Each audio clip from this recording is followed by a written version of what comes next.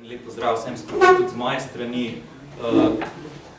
Kot je že Andraž napovedal, bo najprej na sporedu predavanje profesora Miroslava Stanojevića. Dr. Miroslav Stanojević je redni profesor na Fakulteti za družbene vede, sicer se raziskovalno ukvarja z zgodovino sindikalnega gibanja v Sloveniji in drugje, z sociologijo dela in industrijskimi odnosi. Danes bo govoril predvsem o sindikatih in o fleksibilizaciji trga dela v Sloveniji. Pripravil bo neko primerjalno sektorsko analizo različnih režimov zaposlovanja in zaposlitvenih razmerij in poskušal pokazati, kako fleksibilizacija, skratka neka rast nestandardnih, negotovih ali kot jim ponovadi pravimo prekarnih zaposlitev ovira ali pa onemogoča sindikalno organiziranje delavstva. Tako da zdaj bomo imeli neko polurno predavanje, potem imamo še kakšne pol urice časa za neko diskusijo in iz moje strani je to, zdaj kar predajam besedo profesorju Stanojeviću. Jaz nisem velik strokovnjak za to vašo temo danes. Torej, bolj nasplošno govorimo o fleksibilizaciji, vi bolj bliže poznate te probleme povezane z digitalizacijo, kot vidite, to brez tega nisem mogel začeti. Izhajam iz nekih novejših raziskav, ki smo jih opravili pri nas v raziskovalnem centru. To je v bistvu več projektov in bi začel z neko grobo konceptualizacijo, ki temelji na neki bolj kompleksni mreži konceptov, ki izvirajo iz francoske regulacionistične teorije. To je maksimalno, optimalno, tako bi rekel, poenostavitev te zelo kompleksne neke scheme in med temi številnimi idealnimi tipi zaposlitvenih razmerij, ki Bojer navaja najmanj 5, sem izločil ta dva ekstrema. Prvi ekstrem so režim zaposlitvenih razmerij, ki jim on reče polivalentna stabilnost. Ekstrem ali zrcalna podoba te režima polivalentne stabilnosti je režim tržne prožnosti. Kaj je značilno za režime polivalentne stabilnosti? Ti obstajajo v organizacijah, v katerih deluje delovna sila, ki razpolaga z neprenosljivimi znanji. Znanji in kompetencami, ki so relevantne za organizacijo, od katerih je organizacija podjetje odvisna. Zaradi tega ljudje, polivalentni delavci, ki delujejo v organizacijah, imajo zelo veliko pogajalsko moč. Ker imajo veliko pogajalsko moč, se tudi sorazmerno enostavno kolektivizirajo. To je temelj nekega sindikalnega, podjetniškega sindikalizma. To je ljudje, ki imajo pogajalsko moč vpliv v organizaciji, utemeljene na njihovih znanjih in kompetencah, so v bistvu temelj tega režima polivalentne stabilnosti. Na drugem ekstremu so režimi tržne prožnosti. Tu je delovna sila ekstremno zamenljiva. Tu gre, njihova pogajalska moč je šibka, zaradi tega, ker ne razpolagajo s temi neprenosljivimi znanji, nasprotno njihova znanja so prenosljiva, zamenljiva, fluktuacija je ekstremno visoka. Najboljši primeri so seveda, pozneje smo to tudi pokazali v naših raziskavah, naprimer strojna industrija, izvozni sektor strojne industrije, podjetja iz strojne industrije, naprimer v Sloveniji, izvozni sektor. Jedra te delovne sile so polivalentni delavci. Na drugi strani, naprimer, trgovina na drobno. Trgovina na drobno, imate šibko pogajalsko moč, fluktuacija strašanska in sindikati so tu pravilno šibki ali jih nime. Zdaj en odmik. To je nekaj što sliko ni uvedel, ker je obrnjena.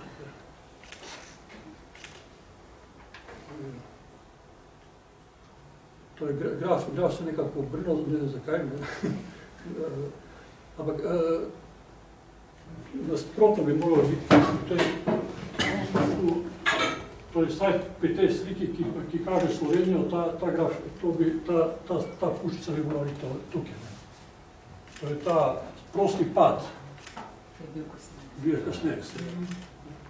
To drugo je te razvite kapitalistične demokracije. To tako deluje. Torej, iz tega grafa lahko preberemo v bistvu zgodbo o tej veliki prelomnici ta obdobje vzpona sindikatov je obdobje gospodarske rasti, polne zaposlenosti, to je keynesianizma, in potem, ko se zgodi prelomnica, to se pozna tudi v padanju sindikalnega članstva.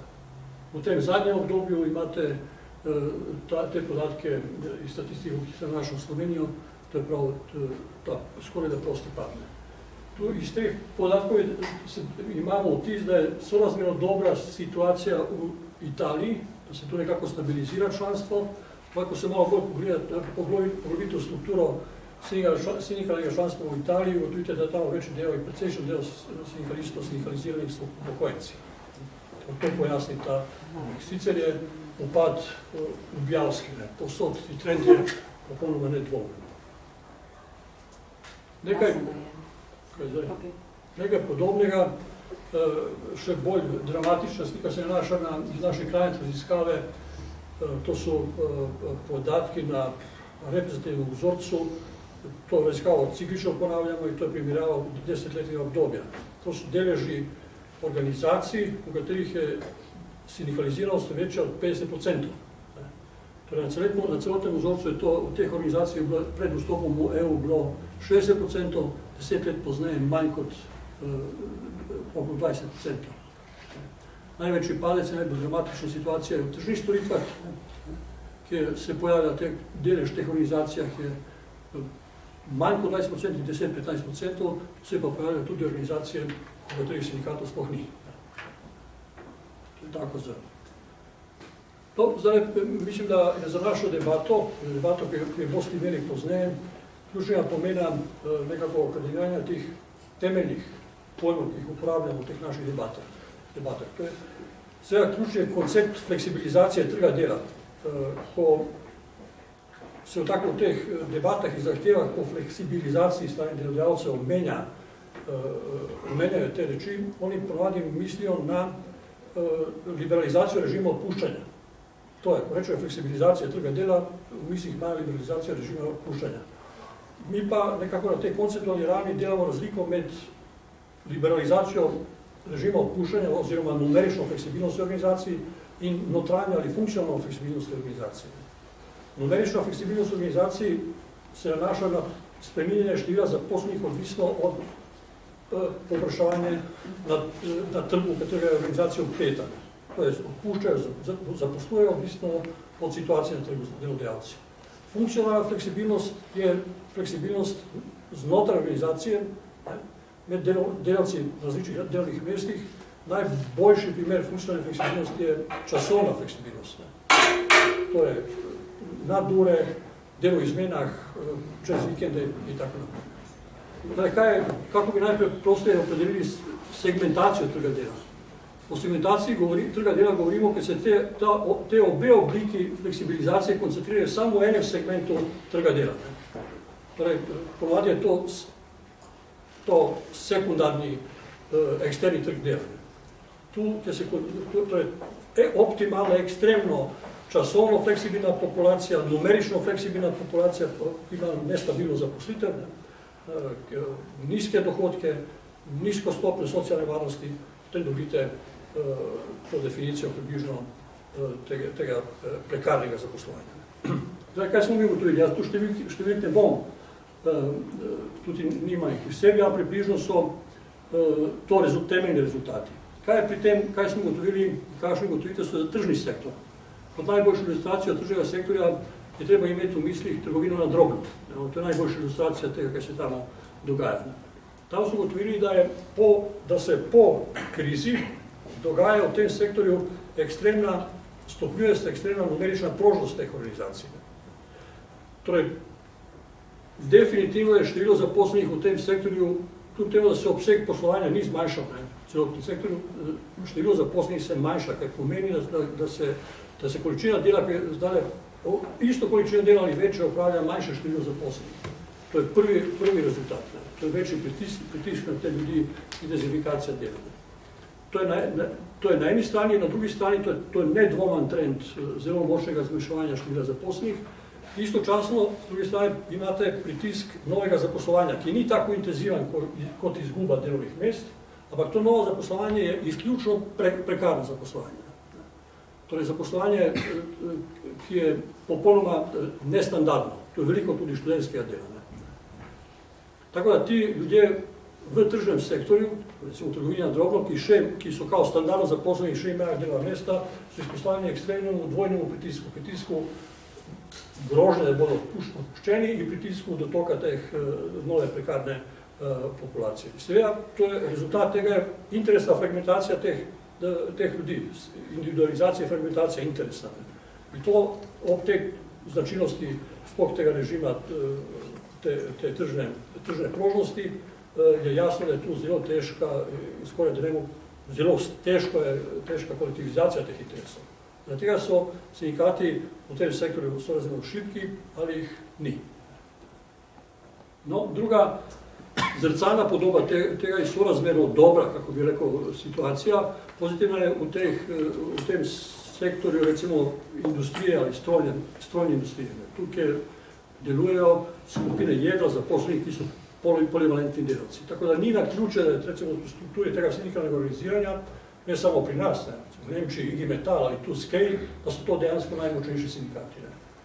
Ker ta moč izvira iz tega tipa delavcev, ki imajo to pogajalsko moč na mikroravni.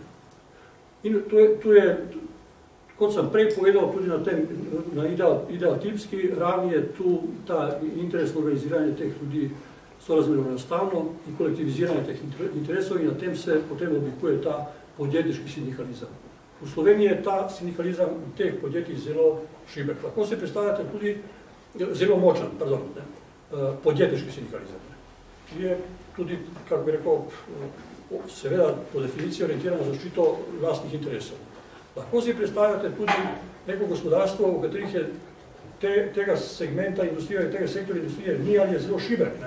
V tem primeru bi ta tip sindikalizma sorazmerno močnega organiziranja ni. Takšne primere lahko najdete v baltskih državah. Tamo torej, teh jeder sindikalnega organiziranja ni ali so zelo šibke, zaradi tega tamo sindikalizem nasploh zelo šibek. Dobro, zdaj se malo igramo s temi koncepti, ugotovili smo, da mislimo malo Slovenija, tako lahko bolj abstraktno.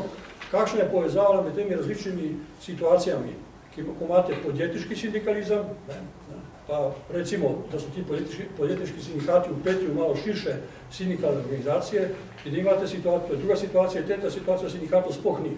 Kakšne so povezave z fleksibilizacijo in segmentacijo trga dela. Načeloma, in to se pogosto sliši v teh debatah, da je podjetniški sindikalizem vzrok segmentacije trga dela. Razlaga naslednja, ker imate skupine jedra delavce, ki so dobro interesno organizirani, branijo svoje pozicije, obramba teh pozicij povzroča segmentacijo trga dela, odriva druge dele populacije v prekarnost. Torej, jaz bi v tem svojem razlaganju malo nasprotoval te argumentacije. Tako bi da v najslabšem primeru, ali najboljšem, kako hočete, primeru podjetniški sindikalizem deluje kot neka intervenirajoča variabla, ki lahko vpliva v določenih konstelacijah na segmentacijo. Ni pa to vzrok segmentacije. Vzroki segmentacije so eksterni. In to bom malo pozneje pokazal. Seveda, situacija je neprimerno boljša, če imate dobro nadpodjetniško sindikalno organizacijo. Ta je odvisna od samih sindikatov in seveda od sistema kolektivnih pogajanj. Če imate nadpodjetniška kolektivna pogajanja, potem je tudi ta artikulacija interesov presega integrira to mikroraven in te interese in načeloma omogoča neko oblikovanje politik, ki vključujejo tudi, se ukvarjajo z nekimi oblikami politik desegmentacije trga dela. Kaj imamo v mislih? Dober primer je zakon iz leta 2013, ki je bil sprejet novi zakon o delovnih razmerjih in zakon o regulaciji trga dela. Torej, ta zakonodaja nastala seveda ob sodelovanju sindikatov. Rezultat tega sodelovanja je bila neka interakcija, politična menjava med sindikati, delodajalci in vlado in je dejansko, kot veste sami, položaj prekarnih delavcev ali določenih skupin prekarcev izboljšan. Ampak zamenjava za to, del je bil ta, da se liberalizira eksterna ali numerična prožnost organizacij, da se liberalizira režim odpuščanja. In kaj je dejansko rezultat te menjave? Bilo to, da se prekarizacija ali ta prekarizacija nekako demokratizirala. En del je populacije malo izboljšal pozicijo, ampak se ta stabilnost zaposlenih je pozicija nekako šli so malo na slabše. Tako preprosto povemo. Tako da tu nekako imamo situacijo prerasporejanja prekarnosti. V celoti pa je rezultat z vidika nacionalne ekonomije isti, iz vidika njene vpetosti v to mednarodno konkurenco. Najslabša situacija je seveda odsotnost sindikatov. Ko nimate sindikatov, potem imate negativno segmentacijo oziroma radikalno prekarizacijo celotnega trga delovne sile. In takšno situacijo se je prav v baltskih omenjenih državah. Zdaj je temeljno vprašanje. Kaj dejansko povzroča fleksibilizacijo trga dela? Mislim, da to je spremljeno, da je to stvar debate, ampak mislim, da so odločilni eksterni dejavniki. Od ključnih dejavnik je dejansko oblikovanje enotnega evropskega trga in posebej evroobmočja. Z oblikovanjem in vstopom v evroobmočje, države, ki so vstopili v evroobmočje, so dejansko delegirale del svoje suverenosti na centar, oziroma prenesle, in to je ključna monetarna politika, to je prenesli so monetarno politiko na Evropsko centralno banko. Čem je poanta? Slovenija je v 90-ih letih, ko je imela in obvladovala svojo lastno monetarno politiko, lahko uravnavala menjalni tečaj lastne valute in s tem uravnavanjem tečaja lastne valute je lahko spodbujala izvozne. In to kombinirala z drugimi ukrepi. To je zviševala in zagotavlja se neko konkurenčno prednost. Ko je prenesla ta del suverenosti na centralno banko, je ostala brez tega instrumenta. Ne samo Slovenija, ampak vsi, ki so vstopili v evroobmočje. Nadomestek tega izgubljenega instrumenta je notranja devalvacija. Notranja devalvacija je pa fleksibilizacija trga dela, nižanje plač, daljšanje delovnika, višanje deleža aktivnih v delovnih sposobnih populacij, tudi demontaža države blaginje. Torej, vsi nacionalne ekonomije še zmeraj obstajajo in med seboj konkurirajo. Konkurirajo pa s temi mehanizmi notranje devalvacije. In to je najboljši med temi tekmovacije tisti, ki ima najnižje standarde. In to je ta tekma proti njim. Drugi dejavnik je tudi eksterni ključenje, ki se dogaja v primeru, ko je država močno ima ekstremen zunanji dolg. Wolfgang Streck to konceptualizira s termini tax state in debt state. Država utemeljena na davkih in država utemeljena na dolgu. Če se ti zgodi, in tem razvitim ekonomijam se to zgodilo, in Sloveniji se to zgodilo v zelo kratkih, v nekaj letih, da se prelevila, tako reče, čez noč v državo utemeljena na dolgu. Ko si odvisen od razpoloženja, kako bi rekel, finančnih trgov, potem si v situaciji, da te trge zelo upoštevaš in se prilagajaš njihovim zahtevam. Njihove zahteve se popolnoma ujemajo s pritiskom in logiko notranje devalvacije. Spomnil bi samo na moment zamenjave, to smo skupaj pisali ta članek, ko je prišel do zamenjave vlade, padec te druge Janševe vlade, Alenka Bratušek, napove neke ukrepe politike, ki so malo imeli odmik od tega, kaj je Janševa vlada delala. Torej, dobesedno čez noč finančni trgi zaznajo spremembo in obresti se zvišajo. Mehanizem je objavskin. In takoj zatem vlada spremenila retoriko, da bi, kako se to reče, pomirila finančne trge. To je ta drugi dejavnik, ki je zelo močno deluje v teh državah, ki so v tem odvisnosti. In tretji dejavnik je endogen. To je pritiski izhaja iz notranje strukture, iz gospodarstva, to so permanentne zahteve po zniževanju davkov, in davčnih obremenitev. Razumljivo, oni imajo svojo logiko in iščejo zaradi med seboj tekme, konkurenčne tekme, to razumejo kot obremenitve, ki zvišujejo stroške njihove proizvodnje.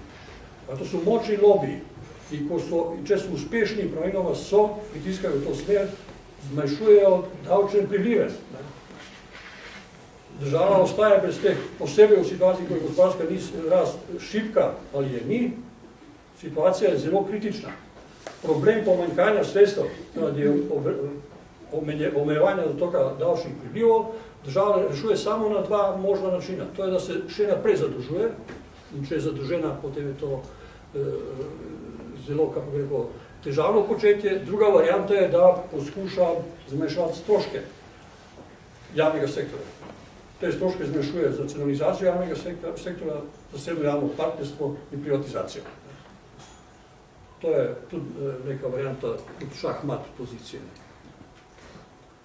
Torej, če nekako poskušamo pripeljati zadevo proti koncu. Kontekst, ki smo ga prej omenili, je zelo močan, na ta kontekst sindikati, ne samo nacionalni sindikati, ampak tudi mednarodne sindikalne organizacije v bistvu nimajo veliko vpliva.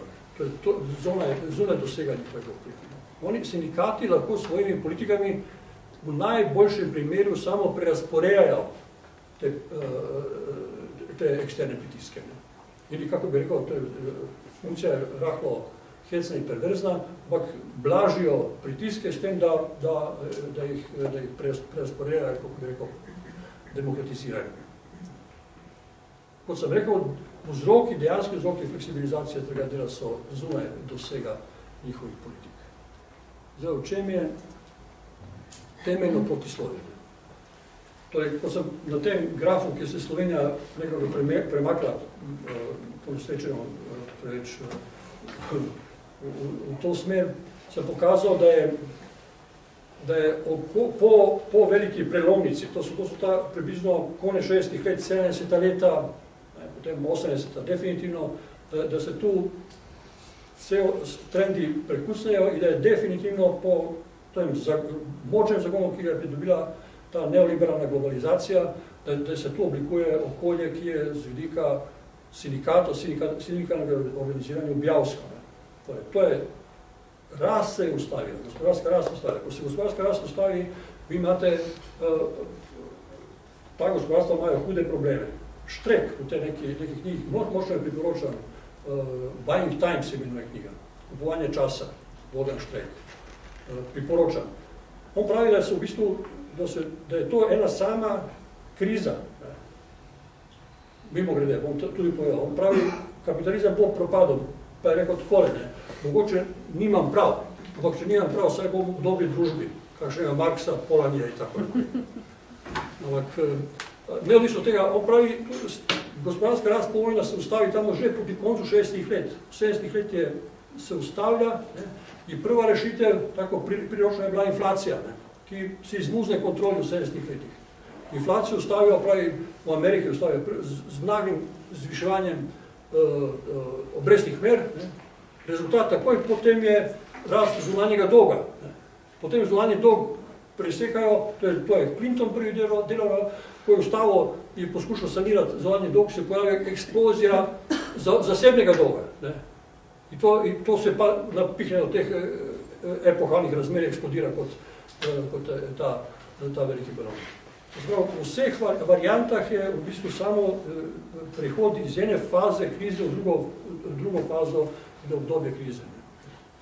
To je to hudo obdobje, ki je za sindikate ob prekarizaciji, fragmentacije tega dela, ob stopnjevanju brezposelnosti seveda ekstremno neugodno. Zdaj, kaj je poanta? V Evropi te evropske politike peljejo to zgodbo amerikanizacije Evrope v bistvu. In istočasno iz Evropske komisije, vi imate posebej DG9, to je ta ministrstvo za delo, recimo evropsko, močno insistira na socialnem partnerstvu in vključevanju sindikatov v oblikovanje politik, ki naj bi blažile posledice prav te temeljne politike, temeljnega trenda. Temeljni trend je neoliberalizacija Evrope, sesuvanje sindikatov, vabiš pa sindikate, da se vključijo v proces blaženja najhujših nasproti in posledic te tvoje temeljne. Da, torej, neutralizirajo ključne napetosti, da umirjajo napetosti in da počasi izginejo. Da delajo sami konstruktivno na procesu amerikanizacije Evrope. Zdaj, to je nekako kontekst. Ja, upam, da je to dobro izhodišče za zgodbo o Uberu in teh vaših.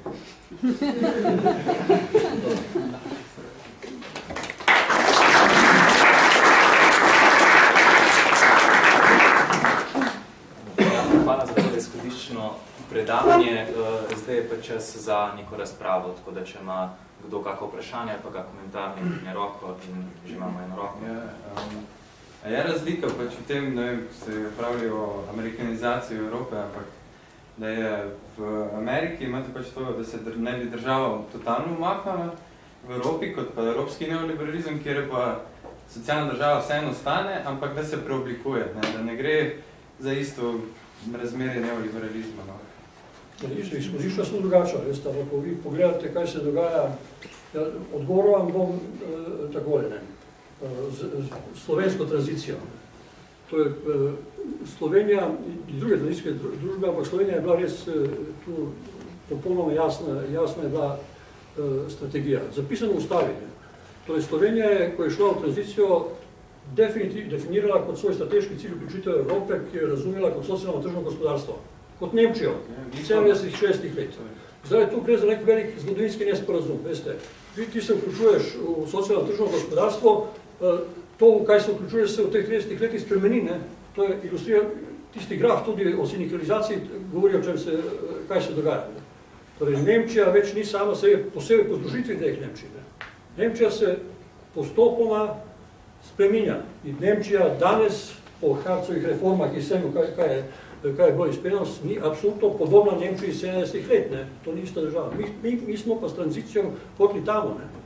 Mi smo zgrešili cilj, ne? Cilj se umaknil. Potem v neki točki zelo dobro razdelaš, natančno razdelaš sistem socialnega tržnega gospodarstva, vzpostaviš nek neokorporativni sistem, popolnoma to je Evropa, to konstruiraš, vzpostaviš ta razmerja in s tem si zelo uspešen, imaš gospodarsko rast in potem vstopaš v evro, ne, z drugimi članicami Evropske unije, v EU in potem v evro in potem te zadane grom, ne. Ti se šokiraš, kaj je pa zdaj. Totalni nesporazum. In ne funkcioniraš več, ker kot sistem si disfunkcionalen. Ne? V letu se nek sistem, ki je liberaliziran kot nek neokorporativni sistem, ki je obstajal po drugi svetovni vojni. Mislim, da je to ta prava evropska zgodba. Sploh ne. Tako da mislim, definitivno to niso isti sistemi, ampak trend je to drsi popolnoma v isto smer. Še kako vprašanje? Da.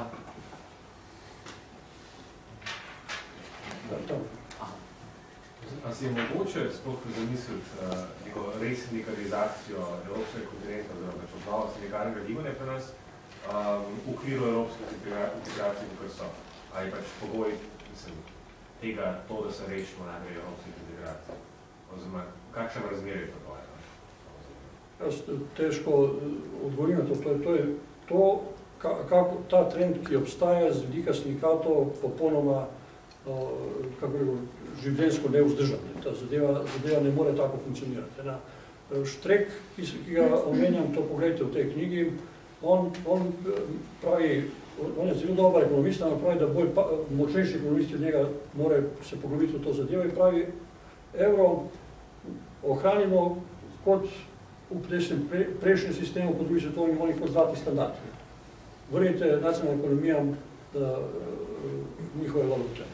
Da se malo gibajo, nihajo okrog tega evra kot zlatega standarda. da se vrne neka ta avtonomija in možnost uporablje devalvacije teh mehanizmov nacionalne ekonomije. Torej, po tej tezi to ni nujno, ne pomeni nujno razpada, ampak so konstelacije, ki to omogočajo vprašljive, ker so ker tu v tem sistemu, če se moram še to lahko dodam, v tem sistemu medsebojne konkurence s temi notranjimi devalvacijami, vi imate režime, ki tekmujejo, pa najuspešnejši so tisti, ki imajo najnižje standarde, vmes pa imate multinacionalke, ki opravljajo režim shopping, ne. On hodi na okrog, ne, pa išče tu, kjer so mu najugodnejši pogoji. Potem pa države tekmujejo, mu še nudijo, plačujejo mu, da pride. To, kar naši zdaj delajo v Srbiji, to je sploh spektakularna politika tega Vučića.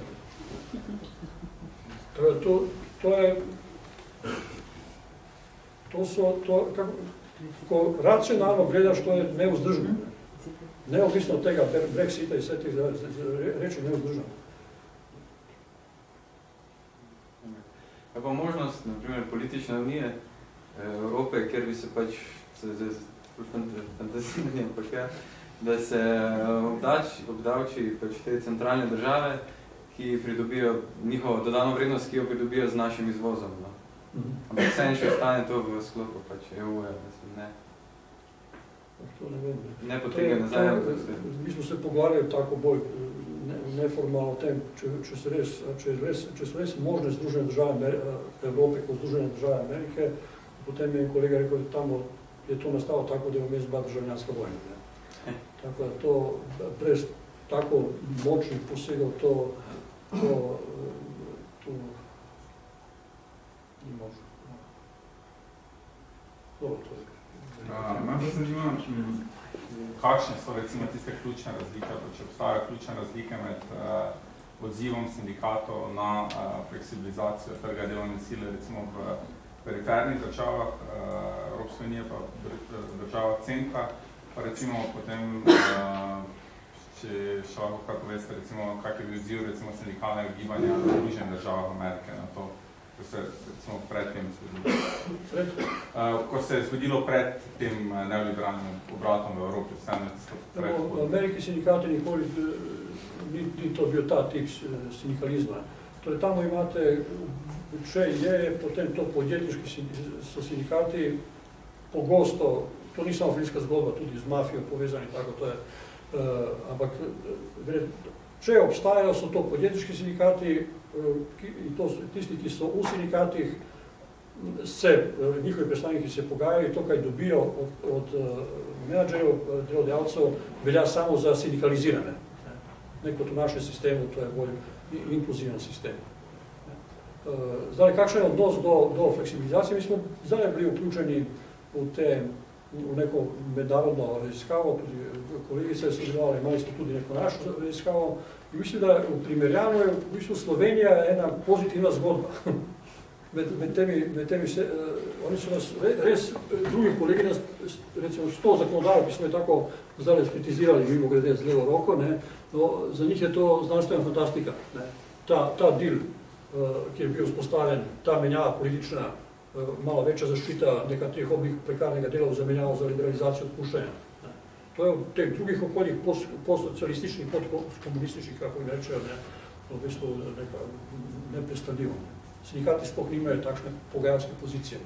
Tu je pa to tudi rezultat tega neokorporativnega sistema, ki je bil vzpostavljen v 90-ih letih, tako da sindikati še izmeraj imajo nek dostop in mobilizacijsko moč, verjetno, da imajo neko to pogajalsko pozicijo in vpliv na oblikovanje teh politik. Ja mislim, da je optimalno, da odgovorim, to, kaj so ti, recimo leta 2014 izdelali, delodajalci, sindikati.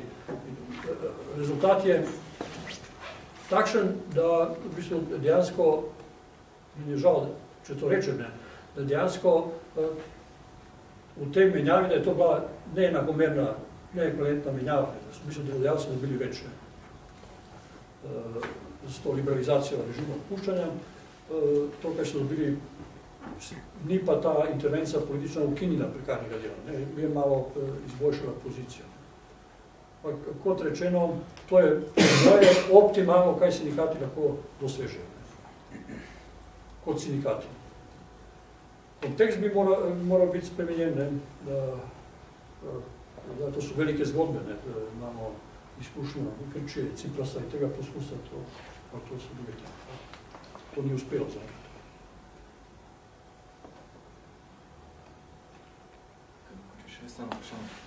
Omenili ste to asimetrijo med sindikalno organiziranostjo v industrijskem sektorju na eni strani pa sektorju tržnih storitev na drugi strani. Skratka, v industriji so sindikati praviloma bolj močni, ampak zanima me, zakaj točno. A je temu tako zlasti zaradi same narave dela, ki je v industriji nekako bolj kolektivna, v sektorju tržnih storitev malo bolj individualizirana, ali so tukaj na delu še kakšni drugi ali dodatni dejavniki.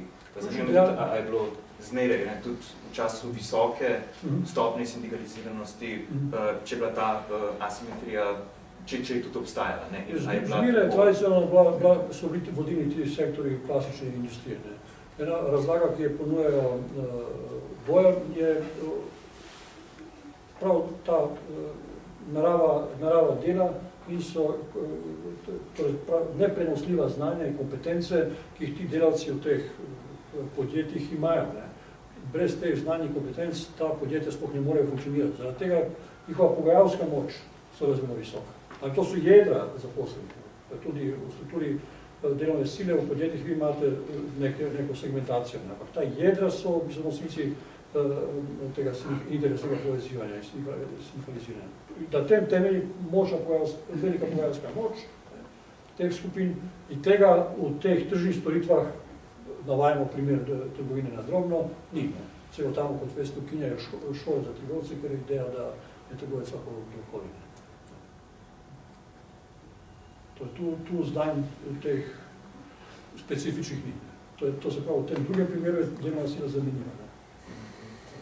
To je temeljna razlika, ki jo vzpostavlja. To je še več dejavnikov. Tradicija je zelo pomembna.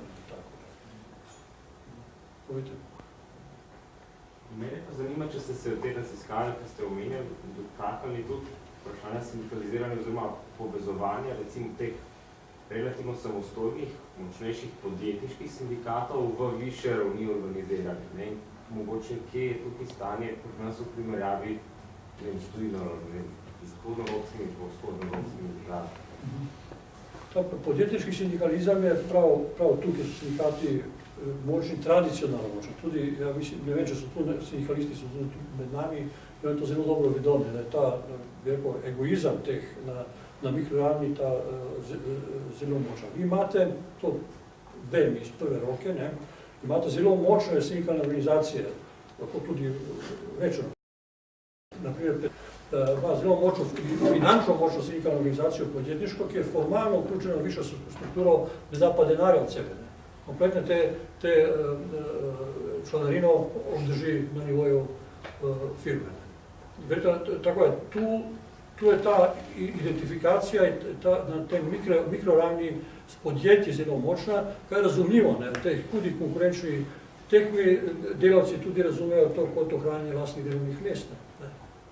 Niso pripravljeni, ni v tem smislu branijo nekako svoje pozicije. Tako da tu velikih razlik v te logiki sindikalnega organiziranja ni.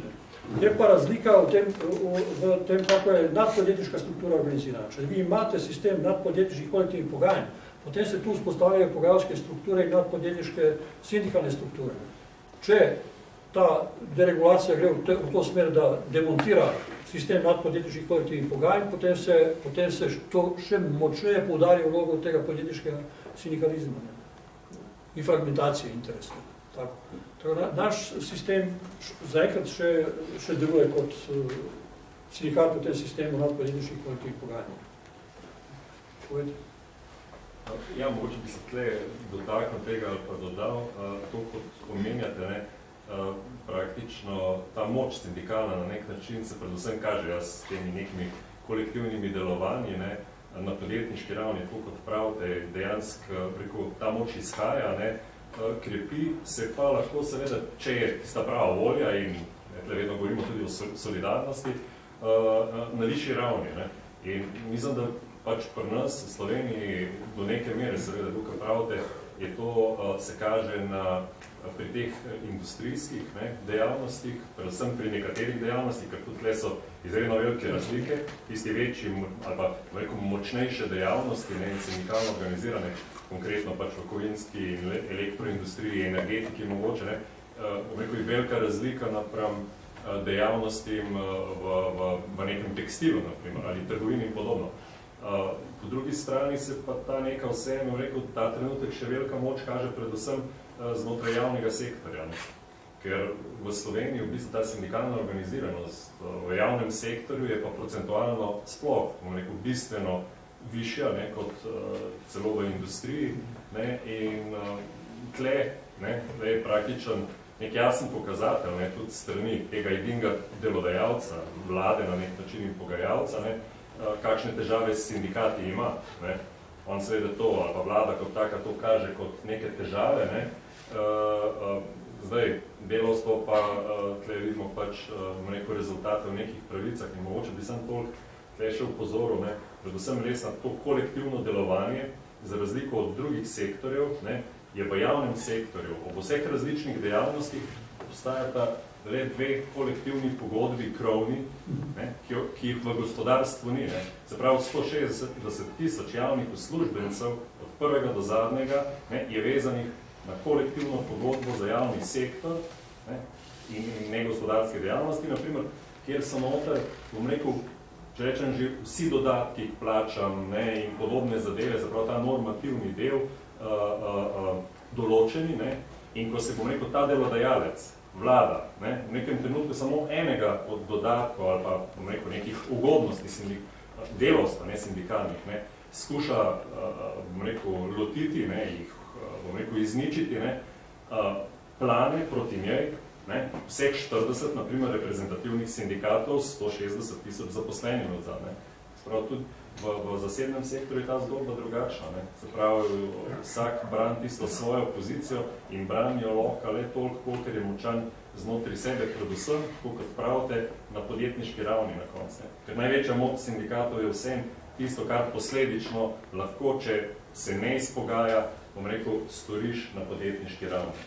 Le pogajanja, nek socialni dialog, so nam ga na nek način skozi desetletja vsilili, ki je sicer potreben, ampak to razmišljanje, bom rekel, se tudi pri nas, bom rekel, že kdaj, na nek način zaspal.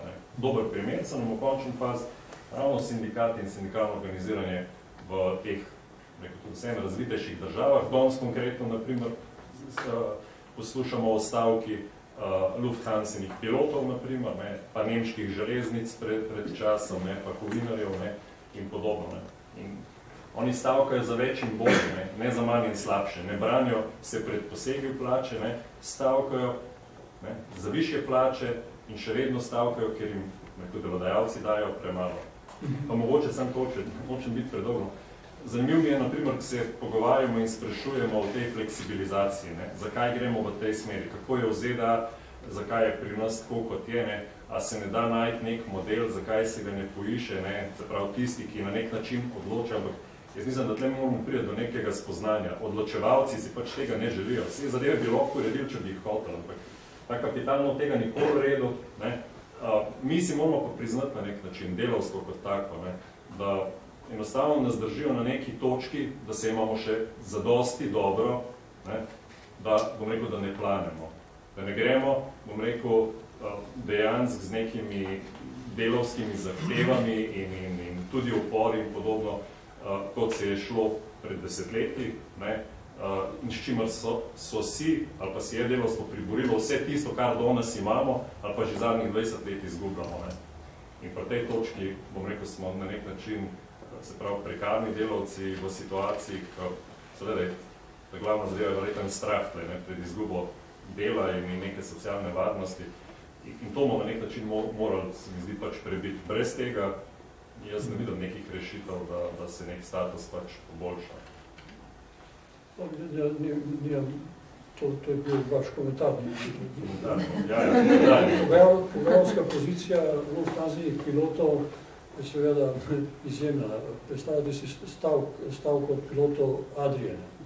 To je popolnoma so drugi konteksti. To in druga opomba bi bila, da ne bi idealiziral sindikate, uglašenost sindikatov javnega sektorja, ki med njimi očitno obstajajo zelo grde napetosti, kot veste, to ti ne. Zdaj ta zgodba s pogajanji zdravniki, tako to mislim, da je to... Da, ti imate To so pa zdravniki, Ja, imate te discipline, ki imajo pogajalske dobre pozicije, ki to vzročajo seveda. Jaz ga vprašal, katere so te točke, kjer se pač obstoj sindikatov ujame z interesi buržoazije, ne? Ker nekaj ste omenili o tem, ta lojalnost mikrookolju, ne? Mogoče, ker pač zgodovinsko so očitno pač, ali je bilo to zgolj toleriranje nekih danih... Ni namerno, veš, to so sproti nenamerni učinki. Isto, ko vi pogledate kompleten sistem po drugi svetovni vojni, so sindikati sodelovali v vzpostavitvi tega sistema, ki je bil in ga stabilizirali. Bil je pa to kapitalistični sistem. Z idejo predstavili so se si, da to bo neskončno trajalo. Tudi kar Polonije verijo, da je to konec zgodovine. Da je to po drugi svetovni vojni, to je ta pravi sistem, ki smo ga končno iznajdli. Ti veliki nihaji, to se zdaj vzpostavlja to nekako socialno regulirani kapitalizem. Frankfurtska šola je verjela, da je v bistvu da je problem rešen zgodovinsko, da je to zdaj samo tehnokratsko vprašanje, ekonomija več ni vprašanje. Oni so rinili v vprašanja kulture, kulturni problemi, te razpoke v kapitalizmu. To verjeli so dejansko, da je ta fiziologija rešena za vse čase. Potem se zgodi to, kaj se dogaja zdaj, v najbolj divi obliki izbuhne, posebej te zadnje krizi. Dobro, jaz mislim, da to že pogledali bomo čas, da to tučno temo. Še samo kratko. Samo še eno, možda zaključim. Glede socialnega partnerstva in opetosti sindikatov v te inštitucije, zgodovinsko smo videli, da je nekako socialno partnerstvo nastane z načel sindikalnega pogibanja in so se to izborili kot eno od možnosti, ampak danes tudi vi ste pokazal, da načeloma se ravno ta inštitucije uporabljajo za prilagajanje sindikatov na te obrane ukrepe in tako naprej in razloženje. In da se mi zdi tukaj mogoče čisto kaj ni sindikati odgovorijo, ali popolnoma opustijo, zdaj ta sindikat, ki se mogoče socialno partnerstvo, ker dolgoročno smo videli, da izgubljajo in članstvo in ravno te osnovne pogoje, ki so sploh vzpostavili to obliko delovanja in se mi zdi, da bi morala ravno ta neka odgovornost ali pa moč tistih sindikatov, ki smo videli v industrijskem močnejšem organiziranem sektorju, da usmerijo svoje resurse, tako finančne kot kadrovske, mogoče na nižje ravni, na ravni delovnih mest, kjer naj pač poskušajo odpraviti tiste, kar se na te ravni pojavlja, storitveni tip sindikalizma, ki ni več mogoče, da tretira delavca kot posameznika, pa ne pa kot nek kolektiv in bi ravno morala tisti sektorji industrije, ki so močneje organizirani, da poskuša pomagati svojimi resursi, organizirati in svojimi zahtevami tudi v pogajanjih in ljudje podpreti tiste, ki so skratka v najbolj prekarnih nekih položajih. To je kot neka možnost, da se sindikati preoblikujejo neko svojo psihologijo. Pri tem socialnem partnerstvu imate, tako kot v evropski zgodovini, Slovenija je ponudila evropsko zgodbo v tem 20. stoletje. Vse kako je to bilo v Evropi, v tem nesporazumu zgodovinskem, ki se povedal. Torej, mehanizem je zelo enostaven. Vi potrebujete gospodarsko rast, vi imate gospodarsko rast, potem in bil je problem inflacije v Sloveniji v 90 letih in potem vlada povabi sindikate, ki so močni, da s pomočjo soglasja za zmanjševanje, pazite, ne zmanjševanje plač, ampak zmanjševanje rasti plač, malo brezamo inflacijo. In sindikati rečejo, ok, to je bil del iz te hiše, ne. Ok, bomo pomagali, kaj dobimo za to. Rečejo, dobite dobro pokojninsko reformo, dobite malo delavsko ustavo, tako so jo rekli zakonu o delovnih razmerih pred vstopom. To je bil del, ki je funkcioniral v tem času gospodarske rasti. Ko se to ustavi, ko so tu problemi, potem je tak ključni interes tudi inflacija izgine, ne, tu tega predmeta menjave ni več. Pogajalska pozicija sindikatov je popolnoma drugačna. To, kar sem zdaj povedal v jedru, tudi neokorporativizma po drugi svetovni vojni, popolnoma isti mehanizem je deloval. Ampak ko ti vstopiš v to neko širši kontekst, evropsko okolje, to več ne funkcionira na ta način. Ne rečem, da je treba zdaj izstopiti iz socialnega dialoga, fajn je, da imaš stike s temi točkami odločanja. Ne. Ampak pogajalska pozicija ti je šibkejša. Mobilizacijska moč je bolj politična, kot ta stavk praktično ni več. Prav zaradi teh pritiska krize, ljudje se bojijo, ne, stavkajo kvečemo še v javnem sektorju, tu malo.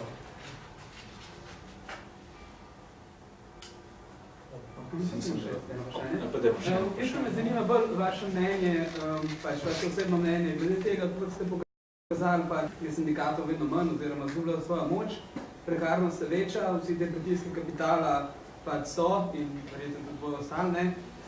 In me zanima, po drugi strani se pa nekaj govori o sindikaliziranosti, prekarijata, pa Bernie Sanders pa to kaže na vzpon socializma. In me zanima tako vaše mnenje v 70-20 letih, ko ste rekli, trudno stanje nevzdržno, kar je še na slabš, v bistvu me zanima tako, kaj se vi mislite, kao prenesem 70-20 let, se bo prekarnost večala, prekarizirala? To boste vi izvedeli, kaj bo, ne? To je zelo daleč, ne? Poznate, Colin Crouch je napisal knjigo Strange Non Death of Neoliberalism. Poznate knjigo? Ne. Nenavadno neumrtje neoliberalizma, takšen naslov knjige, Colin Crouch. In analiziraj potem popolnoma po vseh pravilih, kako bi rekel, te družbene neke medicine, to čudo bi moralo biti mrtvo že zdaj. In pa je nenehno se oboje preživlja, vse variante. In mislim, da tudi ta Uber je to, če se boste pogovarjali naprej, varianta tega. Iznajba, genialna.